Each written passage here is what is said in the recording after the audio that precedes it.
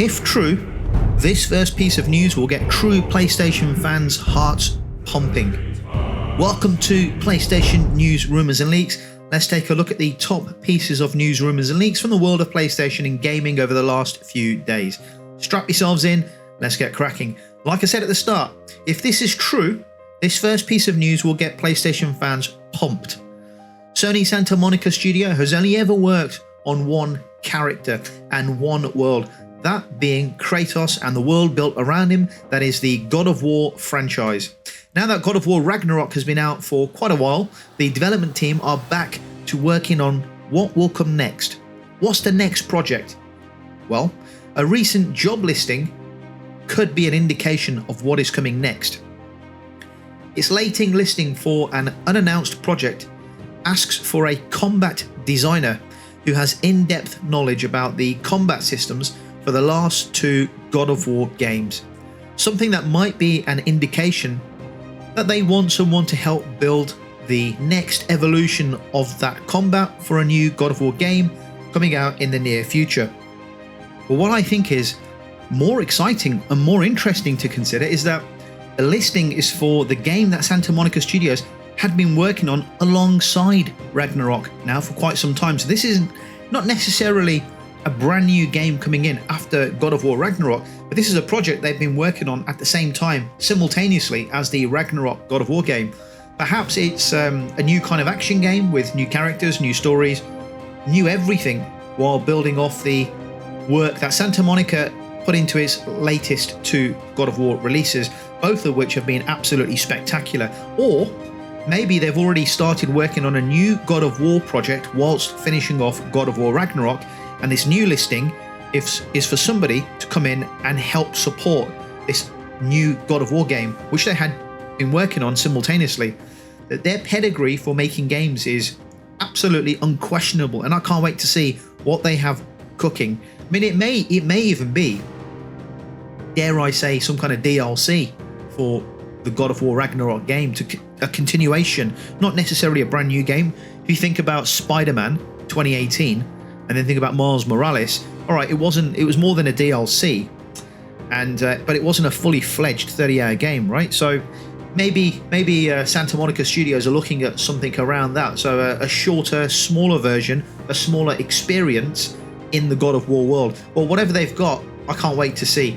Moving on, development of Bungie's new marathon game being aided by design studio Character, spelled in a weird way with a K, a company that previously contributed to the production of a number of major PlayStation exclusives, including God of War Ragnarok and Horizon Forbidden West.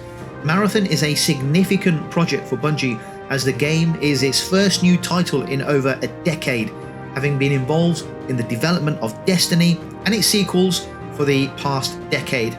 The game will feature crossplay and cross-save functionality between PC and PS5, although a release date has yet to be announced. And here's what the Marathon's game director, Christopher Barrett, had to say on the project when it was announced. He goes on to say that we have a tremendous amount of respect for the original Marathon games, and from the very start, we've wanted to honour that, especially the mythology, the story and the themes of the world. At the same time, our vision for this game is something new. It's not a direct sequel per se to the originals, but something that certainly belongs in the same universe, and that feels like a Bungie game. Moving on, Treyarch, one of Activision's main Call of Duty studios, most notably known for its Black Ops series, has just lost the studio design director David Vonderhaar, a game designer who'd been with the studio for the best part of 2 decades, 18 years to be precise, and he's worked on each of the Black Ops titles to date. Vonderhaar has announced his departure via LinkedIn, where he stated that he'll be leaving Treyarch to work on another undisclosed project within the games industry. He goes on to say, "Today I am sharing that I've left Activision and Treyarch after an incredible 18 years and 8 Call of Duty games." Vonderhaar began his career with Activision. He also thanked his fellow developers at Treyarch and the Call of Duty community for its passion before clarifying what's next for himself. He goes on to say, I am staying in the games industry working on an undisclosed project which I cannot discuss yet, but I'm excited about a rare and unique opportunity. I'll update you as soon as possible.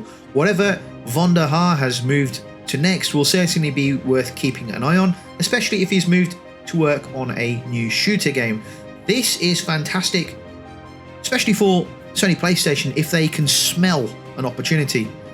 It's a great opportunity for PlayStation if they haven't already done so.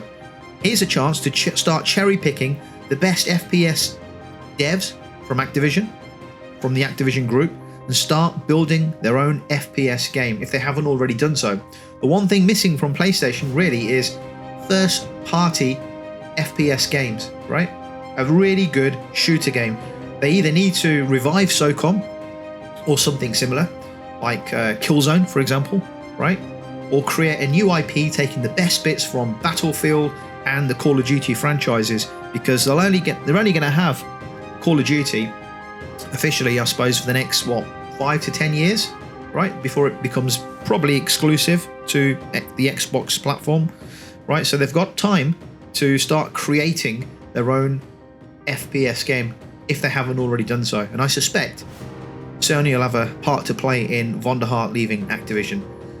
Moving on to our next piece of news here, Retro Maestro's Night Dive Studios has announced that they are remastering classic FPS Star Wars Dark Forces across all platforms. Fantastic news. I haven't played this game for nigh on 25 years. No release date has yet been announced, but we'll be getting one later this year. The original version of Star Wars Dark Forces was released for the MS-DOS in 1995, and it was followed in November 1996 by a PS1 version game. Now, the remaster is being powered by an engine called either KEX or the KEX engine, and it includes advanced 3D rendering, modern gamepad support, and trophies for PlayStation owners. Set in the Star Wars expanded universe shortly before Star Wars Episode 4 A New Hope, Dark Forces quickly flashes to 1 year after the events of that film and follows mercenary Kyle Katarn, who discovers plans for Dark Troopers project while investigating the Galactic Empire. The game combines first-person combat and environmental puzzles, solving with missions taking place in numerous locations including a Star Destroyer and Jabba the Hutt's yacht. Can't wait to play this one. Played it many years ago.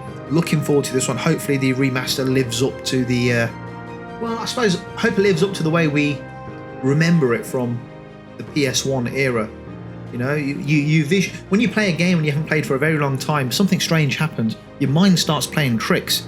You know, I revisit the old PlayStation 1 and PlayStation 2 games, and in my head, they look fantastic. They look brilliant. Great gameplay, great enjoyment. Then when I go back and reboot an old console and put it on, actually, it's terrible. The graphics are awful. And I know graphics will change over time, but some things are best left in the past. So I hope if this is remastered, I hope it looks good. I hope it plays good. You know, we want to do this game justice.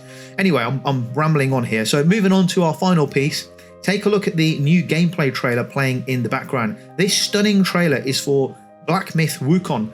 This stunning new gameplay trailer for the game Black Myth Wukong was unveiled at Gamescom opening night live, and with it confirmation that this Souls-like based Chinese mythology is looking better than ever.